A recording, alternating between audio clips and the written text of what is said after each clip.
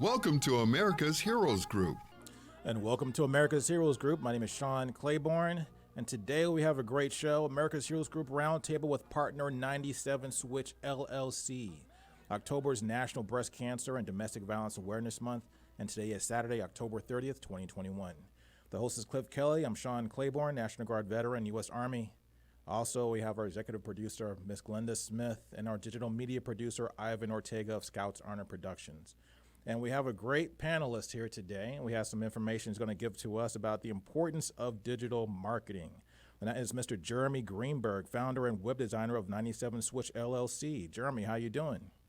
Good. How are you? Pretty Thanks for good. having me. My pleasure. My pleasure. So tell us about the importance of digital marketing and why it matters. Well, the reason why in anything in life, it's about accurately telling your story. And people are all over all kinds of mediums today, and people are particularly on their digital outlets, either social media or they're interacting online in a variety of ways. And the reason that I think people think about digital marketing in the way in terms of accurately telling yourself online is it brings a level of transparency of what you're actually doing in real life. Particularly with this show, you really want to express what is really going on. So when people look at anything, if it's a storefront, if you're selling ice cream, they want to feel like they can have the similar experience online. And that's what digital marketing can do today. You try to create a very similar experience online that you can get in person or in whatever way that product or service is delivered. Mm-hmm. One thing I think is really interesting, 97 Switch is a Chicago-based firm. You have an award-winning digital marketing agency, and you emphasize the importance of marketing. What are some of the challenges that people have today? Small businesses, I thought it was really great when you said it's important to tell your story, and I agree with that. In many different fields, the world would be a better place if everyone had the ability to tell their story and tell it their way, the way it needs to be said and understood. How do you translate that into digital media? So the way we translate in digital media is oftentimes through imagery and video. Today is a lot of wonderful opportunity with imagery and video, and small businesses can really interact in a very similar way as big businesses can, which is really exciting, which my opinion, in a lot of ways, evens the landscape versus what a lot of bigger businesses were able to execute on. Smaller businesses can today too. Particularly, we're a Chicago-based company, and we might not be able to be found across the world like the bigger agencies can, but we can in Chicago for things that are Chicago-related. So if you're a Chicago-based business, you can really be specific on where you're targeting your output, and that's part of telling your story. We like to say we're a Chicago-based company, and we're proud of that. In similar ways, many other small businesses are very location-based. So that's definitely a part of telling your story and really being specific of who you are and being transparent. And I think it's very exciting how video and images have really allowed people to express themselves very quickly with a variety of different technologies to do that. Do you think that businesses today are slow still in a lot of different areas? I know a lot, especially large corporations, even though major corporations have understood this, the Fortune 500 understand this and know they got to get a digital presence out there. Do you think small businesses, mom and pop shops, and even some mid-sized companies still don't quite grasp the importance of having a digital face? Yeah, for sure. I think it probably even goes to the larger corporations in some ways too. It really probably depends on the industry and how competitive that industry is. And really how quickly people are willing to change. So there's definitely some mom and pop shops that are understanding that they need to behave a certain way. And I think it's everything in life, it's like survival of the fittest. Some people are quicker than others. I think it's a lot easier for a smaller business to see what their competitors are doing. And they can quickly what's nice about digital marketing is you can go online and see what your competitors are doing very quickly. And for people in so many ways in life, if you just look outside to see what's happening, you have a really good picture of how you can be either at bar or above bar of what other people in similar fields are doing to you. And that's one thing I think is interesting too, which you touched upon, is that today, if you have a digital face, you can pretty much blow up overnight almost. I mean, it's possible to do that in a way that's never been done before with any other communication medium in the history of mankind. You can literally have a digital face and something can go viral, something that a product that you have or a service that you provide, and all of a sudden overnight you are in demand. And the brick and mortar model where you have to have inventory in a certain location, you have to stockpile stuff. The ability to create a supply chain between different resources in different locations has been completely changed by digital media and the internet for itself. Now the thing is, though, that being said, what are some of the mistakes that some people do when they try to go about it themselves or try to create their own digital outlook or their digital presence? What are some of the things that people that aren't having success with that? What should they be doing? I think a common flaw is they're too quick to sell. In anything in life, if you are too pushy, you're probably going to kind of rub people the wrong way. It definitely interacts the same way in social media or in digital marketing and digital media. If you are willing to just like kind of say who you are and be just like, this is what I do, this is why I do it, this is why how I make people happy, that idea is really powerful. But if you're saying buy this, buy that, people don't really hear you very well. And it's really just about like having an authentic experience of how people want to interact in real life is the same way they want to interact on digital media. And I think the biggest flaw, the biggest issue that people have is they're trying too much to sell and not being authentic to who they are. And I think it goes back to, like you said before, telling your story. Now, one of those interesting things that's happened this week, and I'm not sure if what your thoughts are on this. I'm very curious to hear your thoughts. How Facebook is rebranding itself. So now they're going to be called the Metaverse or the Meta Universe or the whatever Meta. So I mean, that's the new thing. And I guess even their ticker symbol is going to change to reflect this. So what does that say about the future of media, the future of social media, the future of marketing, the future of selling products to people? How is that interaction going to change? Well, I think what it says is the world is changing, and the world will constantly change. And I think Facebook understands that potentially the way that definitely the way they have been using social media for since they've started, and it already has evolved, but it's going to probably evolve much faster. And they want to make sure that they're still a relevant business model. And it may not be selling Facebook ads. They're as much of a relevant business model 10 years from now as it looks today. They might be shifting in a much bigger strategy. And it's very possible that social media could still be very powerful in interesting ways. The way I interpret what Facebook's doing is they're being more diverse. Mm-hmm. And I think that's what every business needs to do. They need to really diversify their efforts to allow themselves to survive whatever the world changes. And that's how I think all businesses should consider themselves, specifically with the pandemic. And so many wonderful people and businesses were hit in such scary, humbling, all the emotions, and everyone went through it. And I think the idea is that it's really important that people stay nimble to the idea that like whatever they're doing or previously have done, like they need to be very aware that it's probably never going to look the same again. Mm-hmm. And a year from now, 3 years from now, 5 years, 10 years, everything is going to be exponentially different. Mm-hmm. Do you think I got two questions for you, but the first question is, do you think that is going to be sped up, that process is going to speed up, and that rate of change is going to speed up as we get more and more technology? The theory is behind it, and this goes back to a lot of different schools of thought, that the more advanced we get, the faster changes occur. So that we don't even think about it, but what the iPhone's 10, 12 years old? When you think about it, I mean, how old is the iPhone? iPhone wasn't around in year 2000 or 2005 or probably came in 2009 maybe. Okay, so the iPhone's literally changed the world in 12 years and completely reshaped how we interact with people within 12 years. How long did it take the television set to get in everybody's living rooms? I mean, like, 20 That's years? That's a great point. So 20, 30 years? It's a scary idea. And now we're putting people on the moon. We're trying to put people on Mars and stuff like that. I mean, so what's going on? I mean, so how different is the world going to look in 5 years? Yeah, it's how different the world's going to look in a year from now. I think one of the most powerful advice I got at the very beginning of the pandemic, my dad told me this. I was very lucky to have a father who also understands business pretty well. And he said to me, Jeremy, you need to be aware that your business that you've had is never going to be the same again. And as sooner as you realize that, the better off you'll be.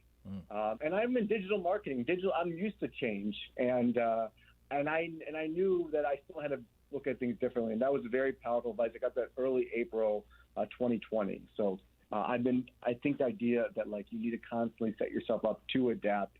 And as you said, the iPhone's been around for definitely less than 15 years, and everyone has it now. I mean, the iPod used to be a thing, and now no one has that. It's all on the phone, and it's wild.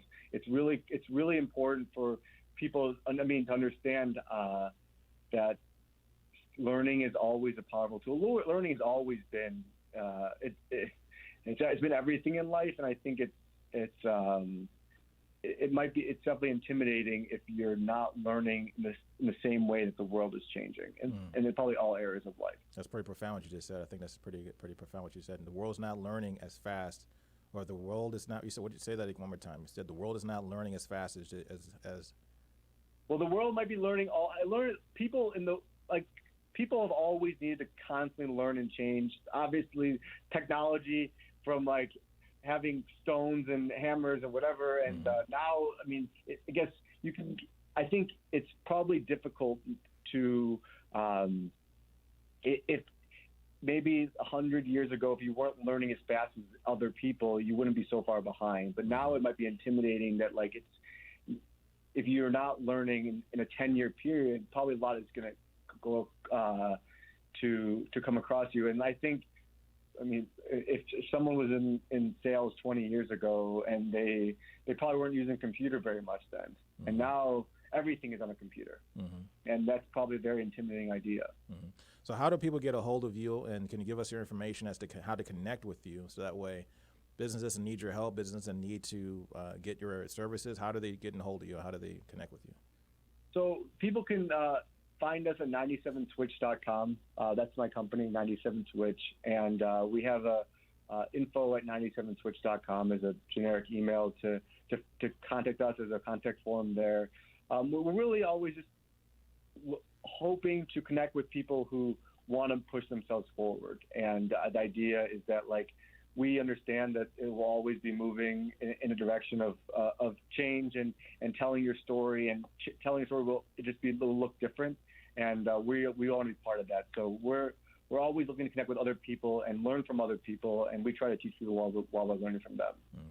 I think that's really cool, too, at the same time that you're actually taking the time to get to know your customers and actually build a brand around their story.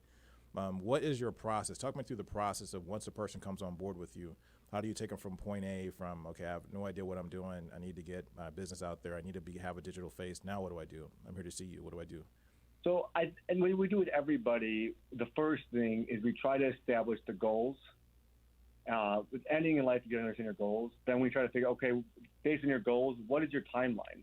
And that's a really important idea, because I think it's important for people to understand that, like, you're not going to accomplish your goals all at once. There's definitely layers of goals. And then it's like, okay, based on those goals and timeline, what resources do you want to allocate to actually make it happen? And really having the collective buy-in that there's two sides of the coin. We're doing our job. It's like we do, or you do, or we do together. And we try to set proper expectations for everybody always, that like we are going to collectively establish our goals together, and establish the right timeline so there's no surprises, and that you ultimately will be happy. I think anything in all businesses really fundamentally need to make people happy, and I take that very seriously within my team and also with everyone we interact with. And I think the way you make people happy is you set proper expectations, proper goals in place, and then you deliver when you're transparent, you're honest, and that's kind of what we try to do all the time. And if we're building a website, or we're creating a digital strategy, or placing ads, it's really about making sure the proper expectations are set. Now tell me the time frame. What's the time frame it takes for someone to, realistically speaking, if they have a good product and they have a good message, have a good story, what's the timeline before they get to where point A, when they start their digital presence, to when they're successful and that digital presence is actually making a real impact in their business? So it probably depends on what resources they're willing to allocate. If they do digital ads, it could be within a couple of months. You can definitely see results maybe in 30 days because digital ads will get in front of people right away. But you also need to understand that if your website or the ways people interact with you online is not set up well, it could take much longer, but you need to restructure your website. It's like building a website that's kind of like your house. If your house looks like not so good, people, even if they get to your house, they're not going to be impressed by it and they're going to buy anything. So I think it's important for any business to understand that the home base, which is your website, needs to look really good. And if it does look good, then you can start running right away and start potentially doing ads, which can drive people right away. But then there's a lot of people want organic traffic. Organic is that people view as a free leads, free exposure, but it's actually a lot of work and it takes a long time. It takes years. So it builds up over. It's like building up credibility. And the way that I like to think about it is you get a lot of different pieces online to kind of raise their hand and say they vote that this is something that I like. So one way is getting other websites to link to you, and that takes a long time to do. That's an organic strategy of which will pay off for years to come, but it takes a long time to build up. What got you interested in digital marketing? How did you transition from whatever you started to what was your trajectory to get to this point and start your own company? So I was actually at a music venue to start, and I realized a music venue in private event space, and I realized about 11 years ago now that we can sell concert tickets a lot faster online than any other medium, not radio, unfortunately, not print. And it was a way to bring in business. And I was like, I liked how fast it moved. It was exciting to me. And I was lucky enough to work at Starwood Hotels, and I was doing a bunch of website building and marketing for those hotels. And from there, I realized I could start doing this myself. And fundamentally, what I really liked doing was making people happy. And part of it was realizing I could do digital marketing and help out businesses really establish their storefront or whatever they're selling and make them better off and making them feel more secure in selling themselves and allows them to convert their leads better. And that was really exciting to me, that I was making real businesses better off. And I honestly didn't realize fully I was starting the business until I had a few months in and I realized I could kind of do this without looking back. And now it's been over 8 years, and I feel very lucky that I have a wonderful team and wonderful partners to build with. And you touch on another thing I think is interesting is the merging of different media platforms. So you have radio, you have television, you have internet. And today, the young generation coming up, kids today probably don't really see the difference a lot of times. If you say turn on the radio, they're probably not going to reach for an old-fashioned radio. They're probably going to reach for the cell phone or reach for a tablet. So with that being said, do you think that there's what's next? Is everything going to be pretty much seamless? Are we going to have to get rid of these ideas of the separation between television and internet and cable TV and radio and things like that? That's an interesting question. I don't know the answer to that. I wish I did. I think traditional media, which I've used TV, radio, print, that is a way of media that has to change. I think it's relevant, but I'm also watching how YouTube TV is blowing up, I think, now versus having a Comcast membership. So that people are interacting. They still watch TV, but they're seeing it differently. And maybe that is making it more seamless because Google owns YouTube TV. And I think that's probably one of the things that the government has some issues with, why Facebook, Google, Amazon, Apple, all kind of had some are having legal issues constantly because they might be too big. And I think the seamlessness is like something that businesses like, having the seamlessness because it makes it easier. But then the businesses who allow the seamlessness to go on are wanting to be split up because they're too big. We got about 1 minute. I don't know. It's really maybe the government will have a large say over what will actually happen. And that's one of my next question that you just led me to. But we have 1 minute left. So in this last minute, 30 seconds to a minute, what are your thoughts on net neutrality? If I could ask that question to you, If you don't want to go into it, that's fine. But if you have anything you want to share about net neutrality, your positions on it, how important it is, what is it for the people, so they can understand how that affects you personally as a business in the digital area. I mean, I guess, can you phrase how you view it a little bit, because I don't know if I don't want to misspeak in my answer to it. I know we're running out of time. So so briefly for me, net neutrality and the definition of having bandwidth meters or having different regulations placed on how the internet is used, basically, but particularly when it comes to bandwidth and things like that. And also prioritizing what types of things go on the internet before others. So does YouTube deserve unlimited access to the internet, or how does that, this in like 5 seconds, is that positive? So I think I understand all the sides, and I don't necessarily want to be the decision maker on it. I'm just trying to play the games that's allowed for me, and I really just like being part of the game kind of thing, and whatever ways the world is shaking out is kind of how I view it. That's fair enough. I understand the need for all of it, though. So I understand the need for net neutrality, and I understand the need to allow businesses to do their thing. I agree with you. Now, I appreciate your time. Thanks for joining us, Jeremy. This is America Heroes Group. Thank you for having me. My pleasure.